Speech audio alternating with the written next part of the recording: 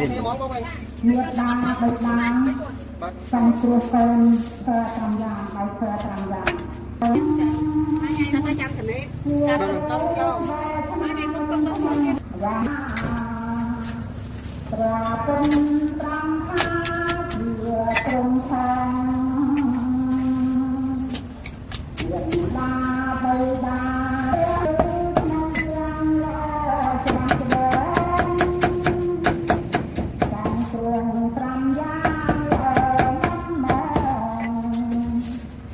lỡ những video hấp dẫn